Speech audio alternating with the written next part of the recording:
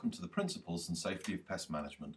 My name's Oliver Madge and I'm here for the next 10 minutes just to give you a quick overview about why pests need to be controlled and how they pose a risk around the environment.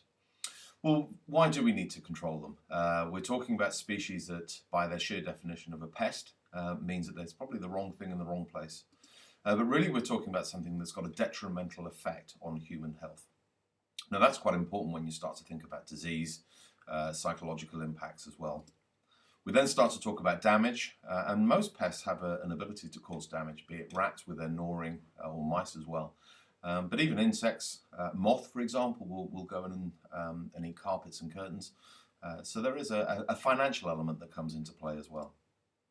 We then talk about negative public reaction and loss of goodwill, and that's very important. Where people spend their money is a good reason for controlling pests or managing pests. Legislation comes into play, and then finally people just don't like them, and that is the wrong thing in the wrong place. But there has to be a reason for getting rid of pests as well.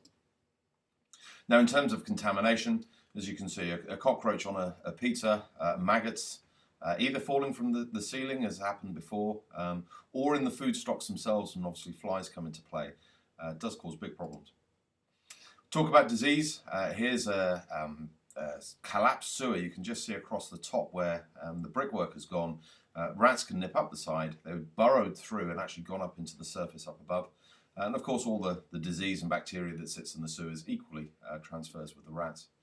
I hope you had your lunch, but there's a fly feeding. Basically the way that they feed is they vomit on their food, use their front legs to mush it all around, and then suck it back up through this tube called a proboscis. And there's a close-up of a fly's foot, and you can just see all these tiny microscopic hairs. Well, all of the bacteria, of course, can sit in these hairs.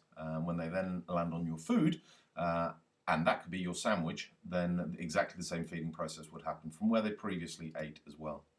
Loss of products, obviously a mouse in a loaf is not the best for publicity, but equally mice or cockroaches running around a restaurant area would quickly make people leave, or certainly reconsider if they want to stay there.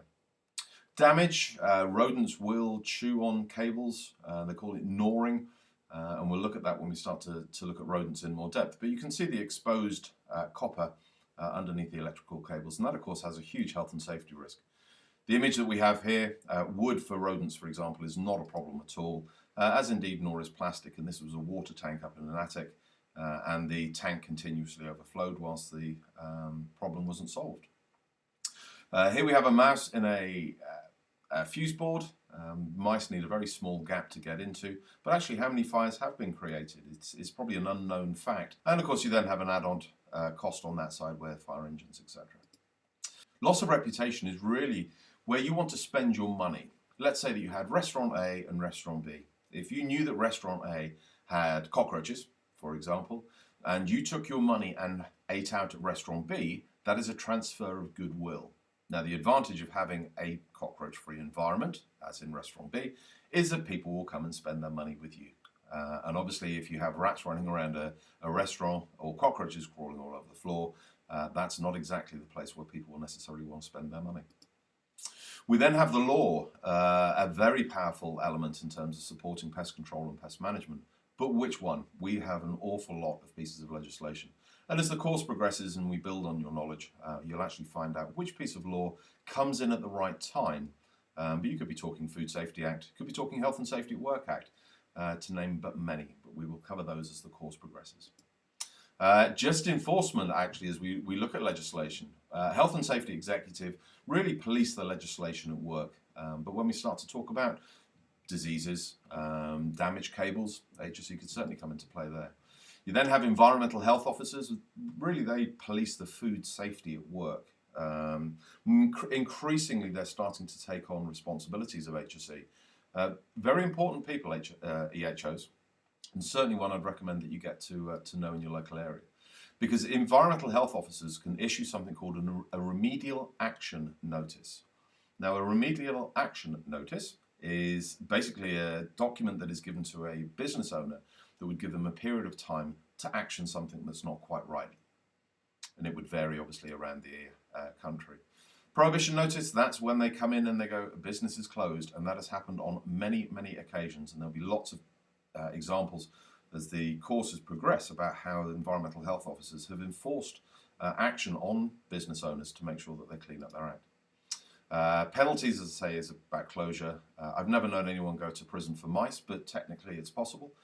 You then have two other groups, which is the Department for the Environment, Food and Rural Affairs, also known as DEFRA, and then they have their foot soldiers, which are Natural England. So, fear of pests. You have cockroaches, you have fleas, you have rats, you have bed bugs, and some people just don't like them. The psychological impact of having bed bugs in a bed and you're not going to sleep in it, you're probably not going to sleep very well. The constant itching of fleas probably won't make you sit very easily. Or, of course, rats running around in a roof void, or just running around anywhere. People just don't like them at all.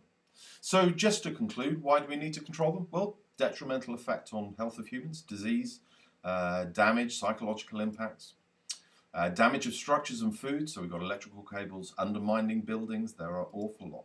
Negative public reaction and loss of goodwill, violent legislation, and people just don't like them.